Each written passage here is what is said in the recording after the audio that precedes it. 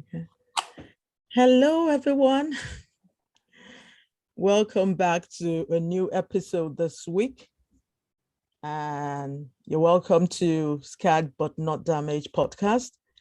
And today I have a special guest on my show, my first guest ever. Roll, drum roll.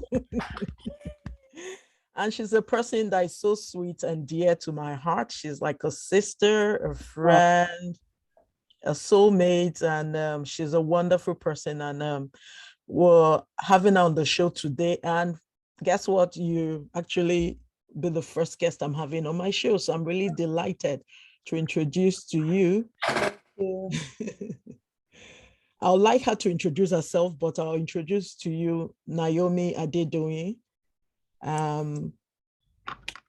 Thank you. Sorry? I said thank you. Thank you for the word. So I'll let her introduce herself to you guys, and she'll tell you what she does. And she's a wonderful person. She is an advocate for domestic violence and many more. She wears so many hats, but I'll leave that for her to tell you guys what she does. So welcome again, Naomi. Thank you. And again, she's my namesake. Yes, I'm a namesake. Thank you for having me, Naomi. I'm glad to be on the show. Well, let me start with what I do. I do so many things. All glory to God. These are arts I've won over the years, and I keep growing in them as I, experience the journey of life. So yes, I'm an advocate for women. Well, I won't call myself an advocate because it's not like I'm going to court for women or anything, but I'm passionate about women's liberation. I want to see women live a more happy and a more meaningful life, regardless of whatsoever they've been through in life or whatever life is throwing at them. I'm a mom of 3 kids. I'm a business analyst professionally. I'm also a business consultant, and I'm a writer. I'm a survivor of domestic violence. I'm a survivor of childhood sexual abuse. And I'm a survivor of so many other things, and all glory to God. I'm standing here and able to minister to you guys today. Thank you. Thank you so much for honoring this invitation. I know it's been a long time coming. You're such a busy person. You do talks and you do shows, you write. I know you're going to tell us about your book before the end. You do stuff. I know you're a busy person, but you've taken this time out to honor my invitation as a guest, and I'm not taking it for granted. I really, really do appreciate you as a sister and a friend. Thank you so much. So today we're just going to go straight into the topic where I know as a survivor of domestic violence, I'd like to ask you, can you tell us your experience during abuse? As in, when did it all start? Okay, for me, in terms of the abuse in the word I went through as a domestic violence survival, I would say it started during the relationship.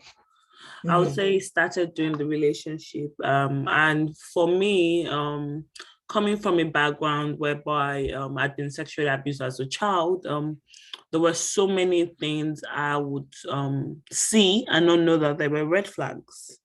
Right. So I would say I was already a broken person before even going into that kind of relationship or marriage, unknowingly to me. So it started in the relationship because usually, I'm not sure if you're familiar with the term narcissist. So most times people who are perpetrators are narcissists. They do have that. They have the disorder most times, not everyone. Yeah, about 70% of them are narcissists. Yes, they're sociopaths. There are all sorts of names you can think of, but they're not okay.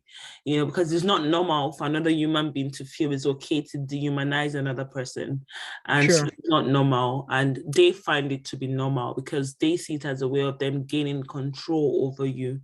And, for me, that is evil. Why should anyone want to gain control over another human being? Are you God? So in the relationship, knowing what I know now, I realized that in the initial stage of the relationship, when everything seemed too good to be true, that was a red flag. When 2 people come together, they're from different backgrounds. They should be maybe not every argument, but there should be disagreements whereby you try to understand each other better, your backgrounds, or you have out. But when you have your way all the time, someone agrees with you all the time, everything just seems rosy.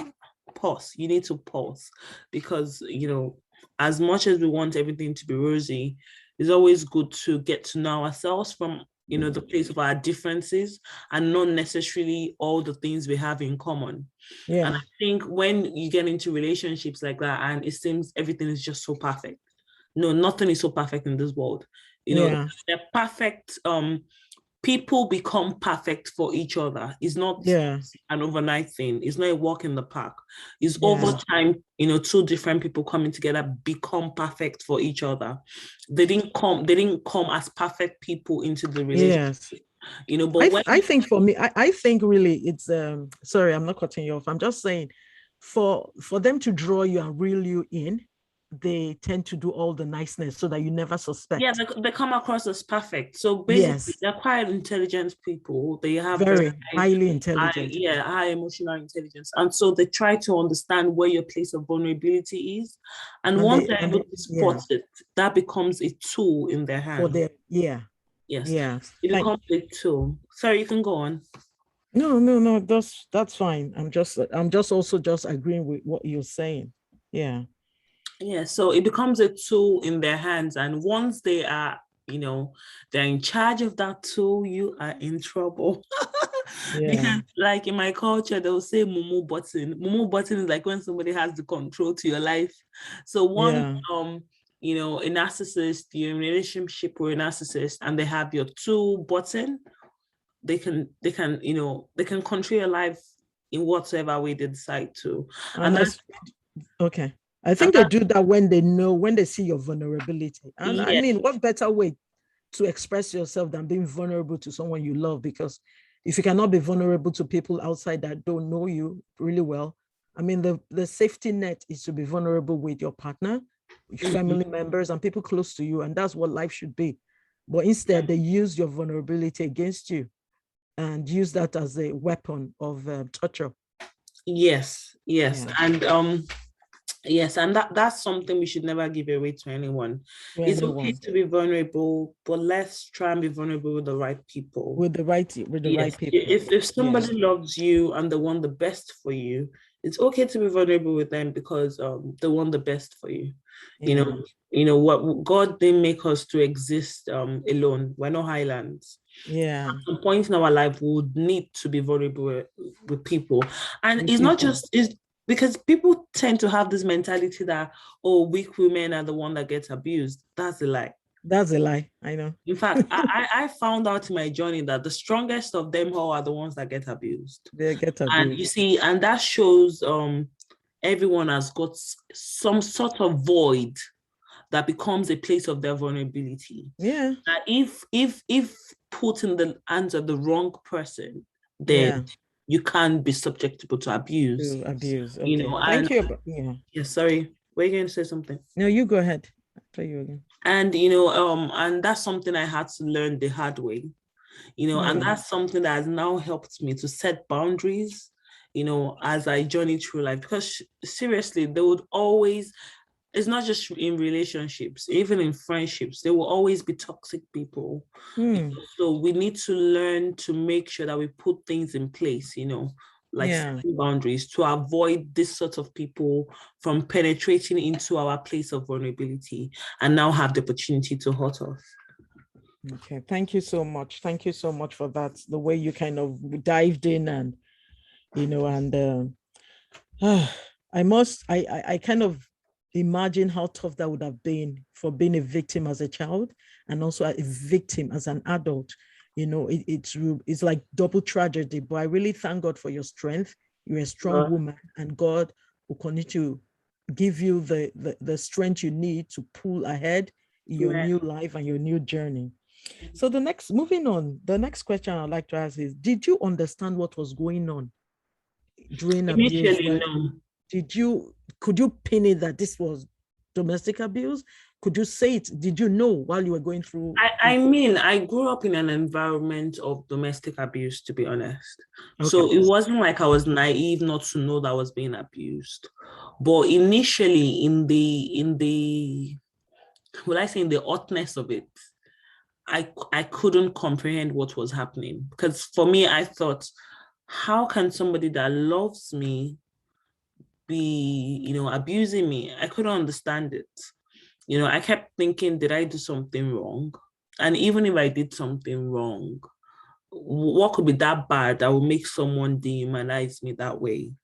So for me, those were the thoughts that I was having during, that period. Like, Yeah. yeah. So that's the thing. Most times, a lot of people don't understand it because it's only when you're out, except you understand, for people that experience physical violence with emotional and all Because that. don't forget, But then you don't really quite get it because you're always asking yourself, maybe it's you. So really, you still did not understand what was happening. That was the truth. yes, That's the truth. you tend If it's to over happening to you, you time. don't get it. If it's happening to someone else, you can see it. But when it's happening, that's why I needed to ask you, did you really understand that was abuse? You want to make your situation special to say, I don't really think so. You want to make meaning and make excuses for each day it happens. I presume, am I correct? So I think I knew it was abuse. I just didn't I couldn't just comprehend that somebody that loves me would be Yeah, abusing me. would And do for me, that to you. that was why it took a while for me to, leave or to come to a point of leaving, because I kept coming from a spiritual side. I kept making excuses, saying, "Oh, I'll pray for him," or perhaps God will just intervene, or you get better, blah blah blah. Yeah. But when it was like, this guy will take my life if I don't leave, obviously. Yeah. Yes, so I think is not. I mean, if you get slapped, you've just been slapped. If you Yeah. get slapped, someone shouldn't slap you. Yeah. But what makes a lot of people get confused in those times is, who is slapping who? Why are they slapping me? What did I do that I'm being slapped? I think those questions are things that actually puts, someone being abused in a place of confusion. Right. Not because they don't know they're being slapped, not because they don't know they're being abused. They do know. They're aware that somebody is doing something wrong to them. They might not term it the word abuse, but they're aware that something wrong is happening. But then who is doing that thing wrong to them? Is this someone they love? Is this someone they have expectation to be loved by? So it becomes more challenging, it becomes more difficult in that moment to comprehend that this man, this woman that's supposed to love me so much is the one doing this to me. So your brain can't put it together. And I think that's what initially keeps most people to start with. That place of confusion, of making excuses for the person, of thinking it could change, she can change, we can make you work. I mean, abuse is abuse. Yeah. You can, there's no way you want to beautify it, is what it is. So I would like to ask you, because people that are not victims of domestic abuse, that like us that have gone through it, they always wonder, so why did you not leave? So the question I'm going to ask you, why did you stay? For how long you stayed? Why did you stay? Because a lot of people don't know why people stay. So I would like you to share that. I was just, the same reason you stay is the same reason you keep going into a pattern of abuse, even after you leave an abuser. And it's called trauma bonding. So you see, what a lot of people don't know or understand about people that have been abused is that they get traumatized and they get bonded to their trauma. So the trauma becomes a living thing inside of you. I'm just trying to, I'm a writer, so I'm trying to explain this in a way that I'm not speaking in parables. Yeah. So you become attached to that pain. You become you know what you're going through. You know you want to leave, but it sort of becomes I won't say comfort zone, but it becomes. Have you ever been cooking? If you cook a lot and you get burnt today, get burnt tomorrow, the third time, the fourth time, you've been in the kitchen often, when you get burnt, like you open the cover of a pot, you don't make it a big deal anymore. You just keep going. You move on with it. Yeah. It becomes like that. Like you start to normalize what is happening. you know, and that's the same thing, you know, you're getting hot, but you're normalizing the hot. And I think for me personally, one of the reasons why I stayed was because I was just one of those obedient children in the sense that I was very close to my mother-in-law. My mom, who also had been through abuse before, though she didn't like what I was going through, and my mother-in-law also, who had been through abuse before, though she didn't like what I was going through, but I didn't have any good mentors or any good counselors around me that would say leave or save yourself. Even the pastors that were around me believed, oh, you can make it work, you can pray about it. So I didn't have anybody telling me to leave, to be honest.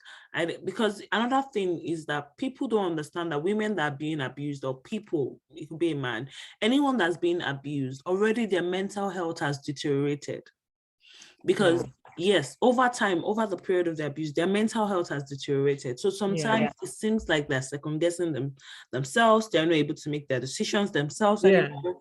You know, you don't understand what is going on with them. There's just so much going on in their body. So they want to leave, but they can't just find themselves to leave, because some abusers, like for instance, for me, I remember a few times when I would try to leave, that would be the day my husband would have sex with me. And this is me that perhaps he had not had sex with for like 8 months. So that was a tool he would use to, you know, because then, you know, obviously I would think, oh, maybe he wants to change or he wants to work, because this is somebody that treated me so disgustingly, to now come and make love to me. Then, you know, it confuses me. And I'm thinking, oh, maybe he loves me now, or maybe he really wants to change, or maybe he's sorry, you know, and you know, they would probably make that pretense for a period of time again, then they would change again. And just find yourself going through it over and over and over. That's what they call the cycle of abuse. Yes. The So honeymoon phase, where they'll be nice, then when they are bad and they go yes, back, then you think for the someone honeymoon else it could phase be is where they are money. nice to you. You think, oh, Yeah. they've changed. For Before you someone know else, it it could be money. For someone else, it could be attention. So Yeah. they'll just do something that really, you know, like you are really so, and that makes me understand that these abusers know what it is you're craving for, but they deliberately withhold it from you. Because at the times when I make up my mind I'm leaving, aside the sex, that's when my ex would pay more attention to like my body or to like my hair, or it would which you never would do in the past. I mean, this is somebody that will call me ugly. Then in those times, you hear him all over me, and I'm thinking maybe it's changing, or maybe he was just angry that day, or maybe, you know. Then I will start making excuses for him. And once that phase is over, you know, they win you over again. You're back in the web. It starts over again. And so that's why I would say a lot of people stay. They're traumatized. They're bonded to that trauma. And there's actually a term called trauma bonding, and it's really bad. And that is something I know for a fact over the years, you know, working with other women in my foundation, talking to other people that have been through abuse, you know, that's what I see in a lot of women. One of the reasons why they don't leave, one of the reasons why even after they leave, is either they go back to the guy or they go back to another man that is abusing them, is because of that trauma bonding. The PTSDs they get from the trauma, the PTSD they get from the experience, they've not gotten help. So they keep recycling the pain. They keep recycling, you know, the abuse, even in different bodies, you know. So yeah, that's my reason. Yeah, thank you so much for being vulnerable and sharing that experience with people, because a lot of people don't know the reason why people stay. Now they know it's a trauma bond. It's the bonding that makes us kind of think, and because of the pattern, and the it hope makes of us realize. change. Sorry? And the hope of change, you know. Yeah, the hope of change, but because everybody wants their relationship to work. Nobody goes into a marriage and wants divorce. And wants to live, exactly. So when sometimes people don't understand, people being single parents, sometimes is to save their lives. But you know, when society, from where we come from, there's this stigma of you're single is as if you're wayward and all that. But no, for some people, it's because they need to preserve lives, and because they've got children, to show at least if a child. Okay, I'm not going to go into that yet till I ask the next question. I'll just say thank you so much for that explanation. The next one we're going into, what were the impacts of abuse for you during that relationship? What were the impacts of domestic abuse that you suffered during? I mean, aside emotional pain, because mine was a very type, I would suffer physical pain at times. I would suffer depression. During that period, I was quite suicidal. Wow. Wow. I Yeah. didn't feel the The need essence to for leave. living. Yes, in fact, I didn't feel the need to leave. Yeah, Um, do you want to take a minute? I just want us to touch that because a lot of people would not understand because that's something every domestic violence person I've been in contact with, they always felt suicidal. It's so crazy how people, it's crazy to me, how people just don't understand. I know they didn't go through it, but that's the pattern. We feel the way to end it is suicide, but I'm glad you're saying this because everyone I speak to, I felt that way too when I knew there was like, okay, this thing is never going to end. It was like a cycle that was never going to break. So maybe I'll break it myself by dying or just end it, But thank God for inner strength and for the grace of God one has. So I'll just let you go further to explain that. yes, so I wanted to, for me, it was more like I felt doomed. Remember earlier I said I'd been through sexual abuse as a child, and Mm, I remembered growing up, dealing with so much anger management, dealing with so many thoughts of suicide growing up. Because I used to think, is it only me? Why was it me? Why did this person? What did I do? Blah blah blah. mm, So then, growing into adolescence, I started to keep myself. I started to be more serious with my Christian life, then keeping myself through school, then getting into a marriage that was abusive. Like I'm like, wow. I'm so for me, I used to think I'm doomed. That's Mm, how I felt in those times because I didn't even want mm, to go into the marriage at some point. But going into it, I mean, I think was also the fact that I couldn't just stand getting a divorce because I had this fanatic Christian mentality of yeah. divorce. And I think for me, I felt the only way I could end it, that God would understand in my world then was to die. Mm, That I just thought that would be more honorable than for me to mm, die whilst I was being beaten or die whilst in pain. So I just thought if I end it, it would be more honorable. I would have peace.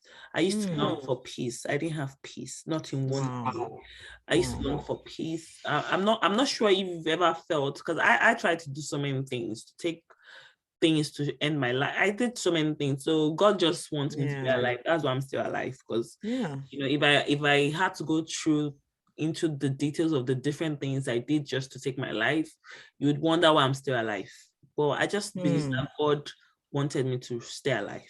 God preserved your life. Yes, God God preserve my preserved your life life. because it Yeah. is it's hard for you to see the next day when you are not sure how you get somebody angry in this moment, or what the reaction of the person would be in that moment. So you Yeah. don't really have hope for the next day.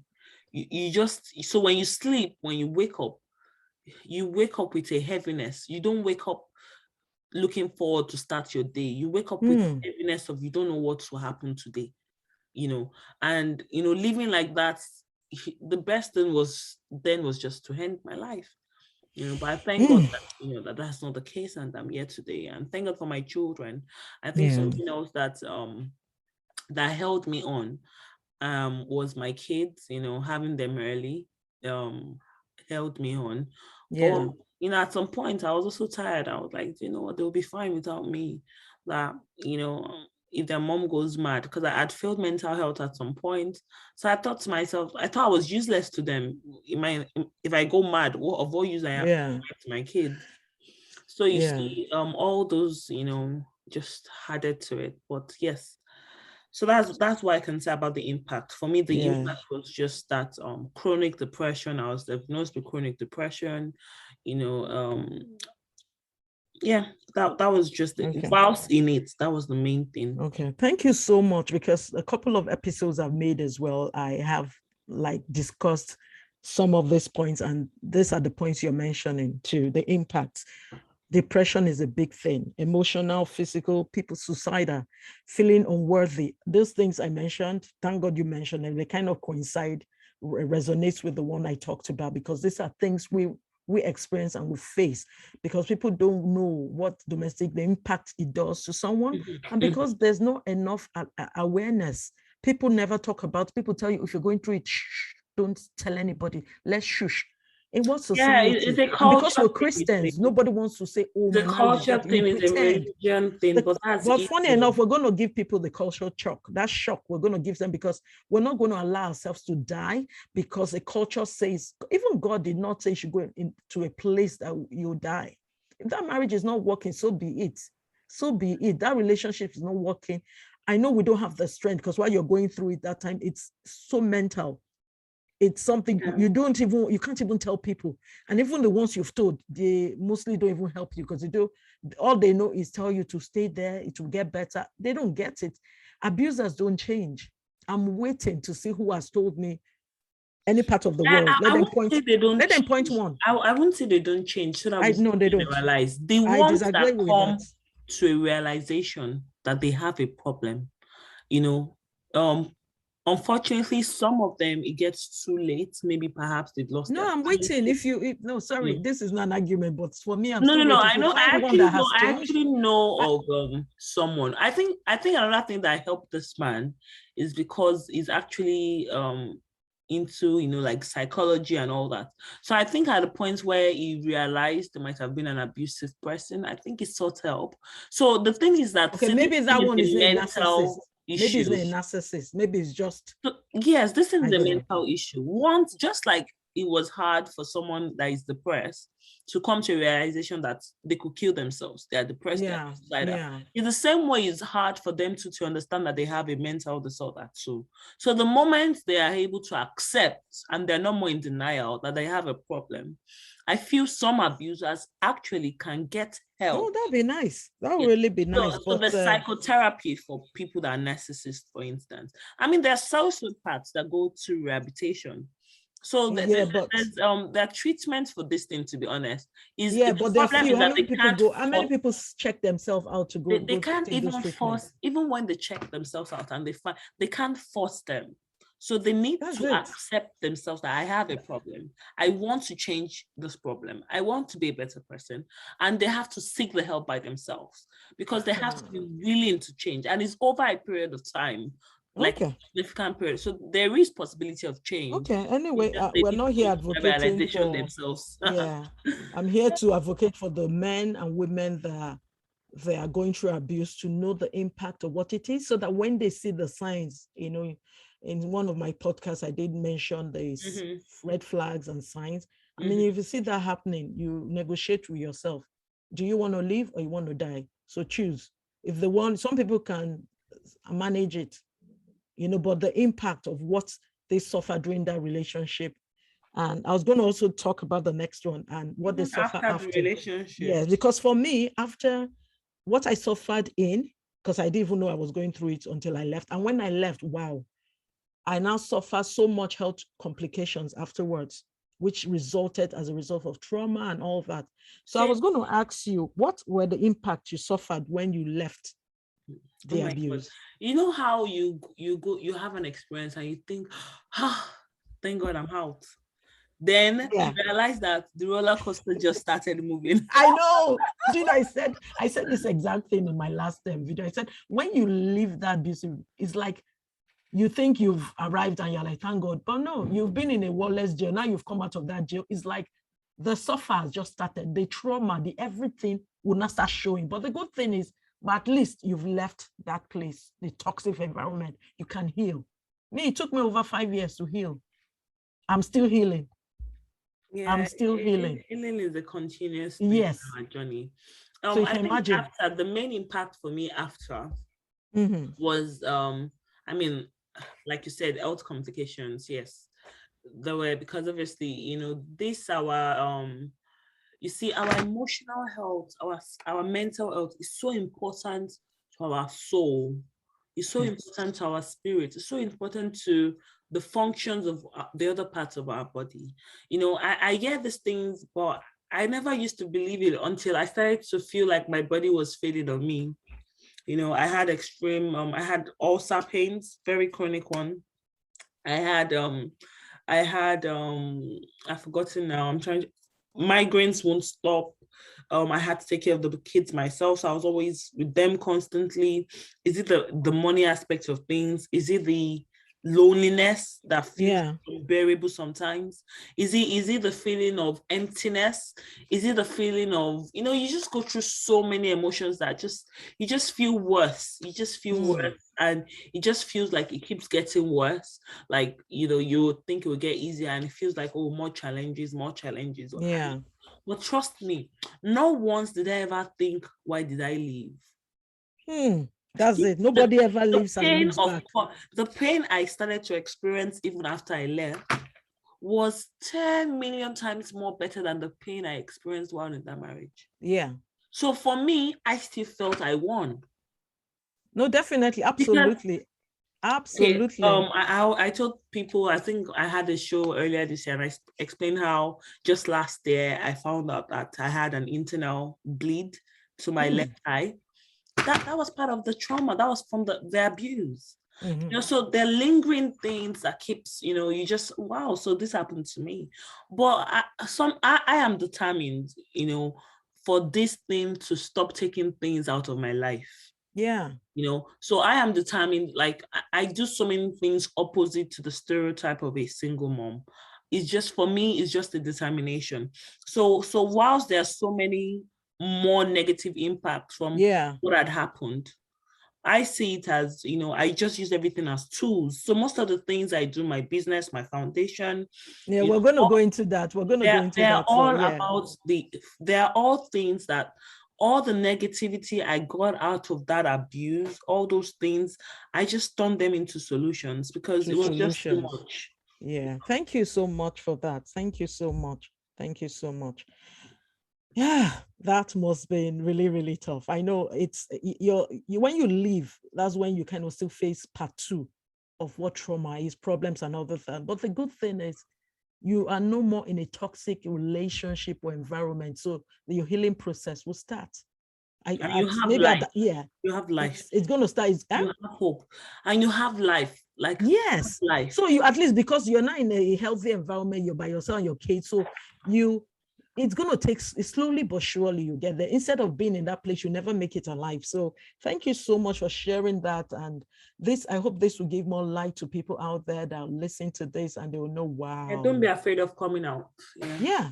Speaking out is number 1 step, and getting knowledgeable. Because when you speak out to the right people, you get, and that's why we're doing this, for people to be aware. So thank you so much for sharing that. I'd like to go into, what were the things you did to stay strong as a survivor and to thrive after the abuse? Oh, I empowered myself. I empowered myself by reading books. Initially, I couldn't start talking to people because I'd grown used to isolation or to being by myself. So at least books can find you anywhere. So I would Google people that have gone through abuse, people that have, just stories about, domestic violence, people that survived. So I kept reading things, there's this psychologist or psychiatrist, I've forgotten her name now. She's an Asian woman. She specializes in narcissistic abuse. I would watch her for hours just to understand what I'd been through. So the first thing I did was to gain understanding of what I'd been through. Then I gained understanding of how I can come out of it. Because for me, 4 years after I went through abuse, I did fell into another cycle of abuse. But it didn't last for 3 months, because the moment I realized that, wow, I'm sick, I need help, I opened up my mouth. That mouth that was shut for so long, I opened it up. I went to the medical professionals. I told them, I have kids and I'm sick. Like, I need help. There's something wrong. I don't know how to control it, but there's something wrong. I just don't want people, the world, to wake up one day and they say Naomi took her life. Like, that was how I felt. I felt like I could just kill myself anytime, and I'd fallen pregnant for this person I barely knew, that I'd exposed my kids to, and I had to get help. I had to get help, and I got the right help. Thank God for the environment we had in the UK. They got me the right help with a psychiatrist. Apparently, these are still things that lingered from the abuse I'd experienced. because I never got help to help myself. I was depressed.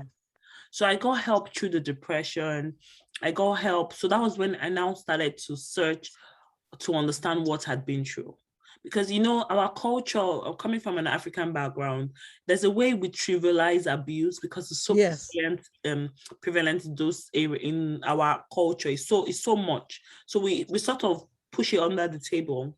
And I think everybody around me never even spoke about me getting help, you know. So it was like a norm, like as if like you'll be okay, you know. You'll be fine. But, you know, I had to go and understand what I'd been through.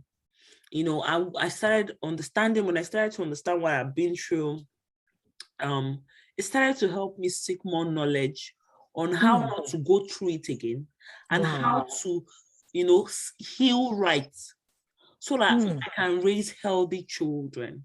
Because when you've gone through abuse and you have kids, I'm sorry, you've also exposed them to being abused. True, absolutely. You've also sort of automatically made them victims.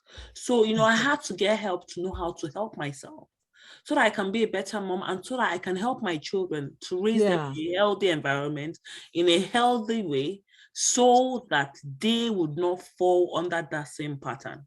It's not a generational curse, because some religious people say, oh, no, it is not. It is not. You can get up and break the pattern, and you break the pattern by deciding to leave and live for good. When you see a red flag in a new relationship, you leave again. You don't stay where you've already seen red flag. And so for me, that was I guess that answers your question. Thank you so much. Thank you so much for going deep into that. And for me, I would say again, surround yourself with very positive people that understand where you're at and where you're going. So seek help. Help, understand what you've been through, understand how you will not go into it again, understand how you start healing right, you know. Healing is a long one, but Google these things, ask questions. If you can go on Facebook or Instagram, you can go on Google.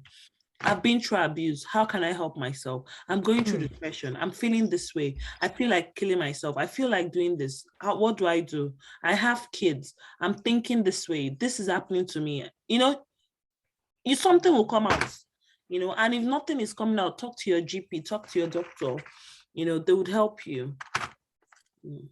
Okay. Thank you so much. That is so powerful.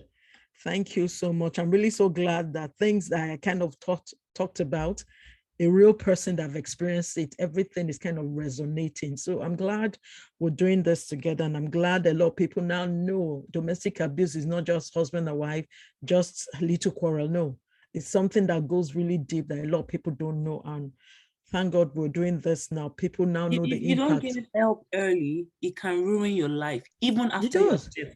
That's what I'm saying. The impact if you don't get when help, you leave. I've met women that could not just help them. They had to go on drug abuse. They couldn't just cope anymore. They took their kids from them. That's it. Their life is gone. They ended up in psychiatric ward. That's it. Life. That's why we tell people to leave early. A mad person is not more alive. Yeah.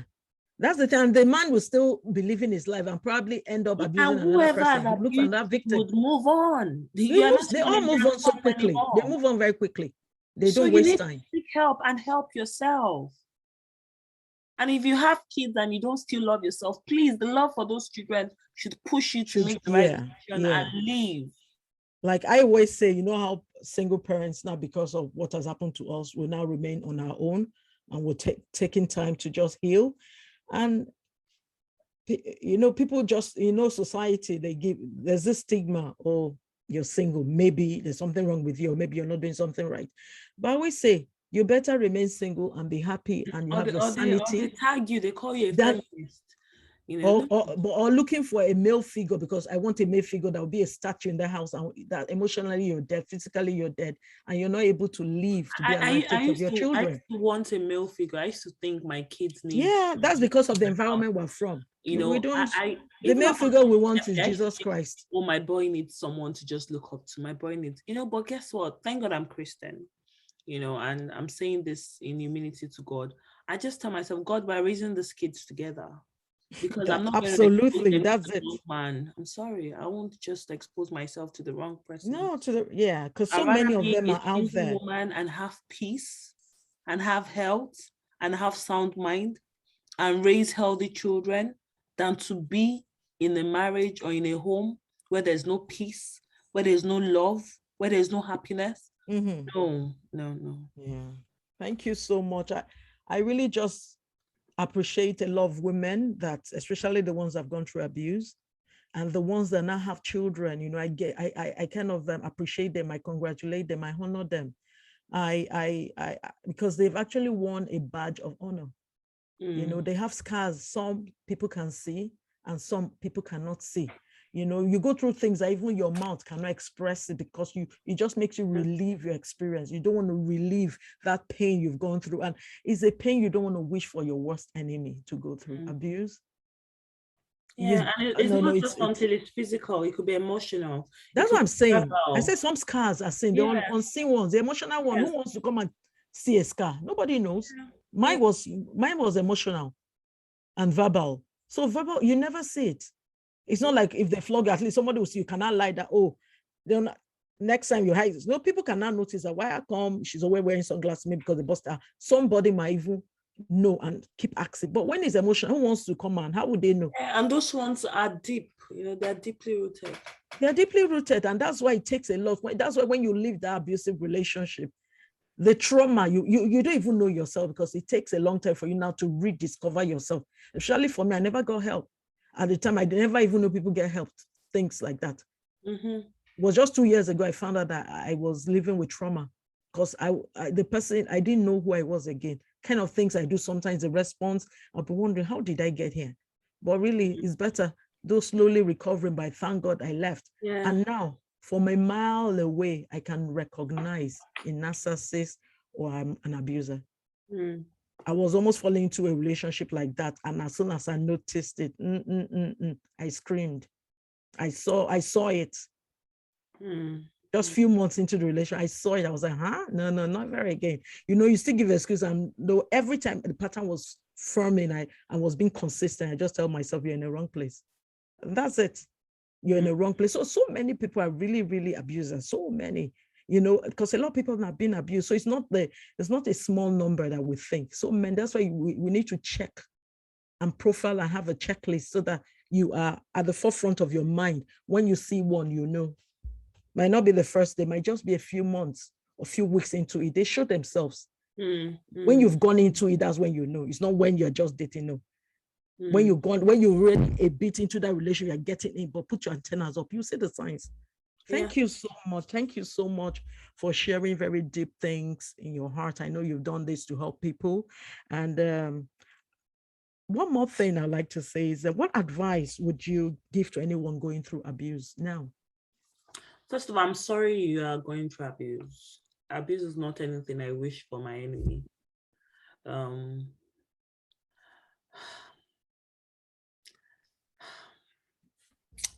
Leave. Don't think about how you will leave.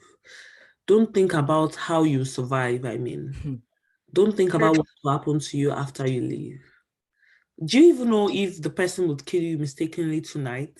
So why that's you? The thing. That's the thing. I always say that's it. There's no solution. If it's not physical, do you know if you would kill yourself by accident because you can't just take the mental abuse anymore or the emotional abuse anymore? Do you know that for every day you have a child, for every day your child sees you, is every day you're moving that child closer to also being a victim? Please leave. Seek help. Talk to somebody. Talk to a stranger. Get help. Lie that you need to go to hospital. Please, if that's the one lie you have to tell in your life, go to the clinic, go to the doctor. Have one-to-one with a doctor and open up. Doctors are trained for these things. They won't put you in trouble with whoever is abusing you. One of the things that helped me was the medical professionals that will come into my home. When I have just even 1 minute opportunity with them, we get to talk. Wow. I was isolated from family, from a lot of people. So same here. That's a strategy, So, if you feel like you don't know anybody around, talk to a stranger, get help. Don't keep quiet. A closed mouth is a closed destiny. Or Google. If you don't want to talk to anyone, just go onto internet and look for domestic abuse women's shelter and anything. Things will come up near you. Things will come up. Something I know somebody was doing was that I was at a conference one time and this woman explained how she left her abusive marriage. So because the person was so meticulous and was always monitoring her, so she couldn't leave, like just leave. In fact, she didn't have access to call or anything. Wow. So I think whenever she's taking her child to school and dropping off the child at school, she would pack little things in the child's bag. And she had a place she was going to drop it every day till she was able to pack enough for them to run to a shelter. Wow. To be okay. Communicated with papers, with people. You know, right. You know, another thing you can do, you can put a letter in your child's bag. Yes. When you get to school, tell your child's teacher, oh, there's a letter in there for you. Tell them your situation. Say, I'm going through abuse. Please help me. Wow. Don't let my husband know. Don't let my wife know. Whoever you know. See, there are different ways to get help without even tipping off your abuser. You don't have a child. Do you take public transport? Write a letter, drop it for the driver, drop it for the next stranger next to you. Put your address there. They will tell the police anonymously on your behalf. Wow. There's so many ways to get out of abuse now. Wow. Now that we have so many things, technology, so many things. Wow. Thank you so much. Thank you so much for your time, for diving into this topic, you know, and sharing your experiences, your pain, your trauma, and your strength. I celebrate you. I celebrate your courage, Naomi. She's my namesake as well. So there you guys go. Yeah, so I really appreciate you. You won a badge of honor. So like I say, I mean, let's all rock our badge of honors. You know, there's no point. We've made it this far. We're alive. It's like going to war and coming out alive. Though you're bruised, you're limping, but yeah, you're going to get nursed and be strong. But at least you didn't die in that war. So thank you so much. Thank you so much for honoring this invitation. And I know you have a book that you've written. Can you just tell us the name of the book and where people can buy it? Okay. So first of all, you can check me out on Instagram because I have other things I do, like Enough Woman Foundation, to help women, you know, through counseling, through whatever help they need, therapy, you know, just signpost them to the right help they need. So you can check my Instagram page, the Naomi Adedoyin, whereby if you click on the link on my bio, you can take it to where to buy the book on Amazon. It can take you to the foundation. If you need help, you can anonymously drop a message in the DM. So the name of my book is Enough Woman. Oh, and also I also have a campaign on social media called The Shadowed Self Press. I just put things daily there, quotes, tips. You know, if you're ever looking for tips for your, you know, self-care, your self-love, because little things start to build your confidence and you start to gain the courage to leave the abuse. The name of my book is Enough, an experiential guide to freedom. Naomi Adedoyin. You can get it on Amazon. You can get it on Tell Books. You can get it on Waterstones. If you just Google Enough by Naomi Adedoyin, it should bring out different outlets in whatever region you are that you can purchase it from. Thank you for having me. I'm so honored and grateful. Thank you so much for this interview, and I'm really so glad we're able to touch on some nuggets and experiences that people can learn, that know it's not by textbook experience. These are real people with real blood running through their veins that have gone through it. You know, at least hearing from someone else, not just from me, that there are human beings that have gone through abuse and it's not our fault. We've gone through it, we've come out strong, but the thing is, you've got to get out. There's no other solution. Just run. That is it. Run, and please take your kids with you. No matter how mentally pained you are, even if you're crawling, crawl out with your kids. Don't leave them behind in that abusive environment. So I'd like to say we have come to the end of this podcast today. And I'd like to say thank you again to Naomi Adedoyin for coming on the show. Thank you. Thank you so much. I'm so grateful. Okay. Have a lovely day and enjoy your weekend. You too. Thank you. Bye for now. Mm.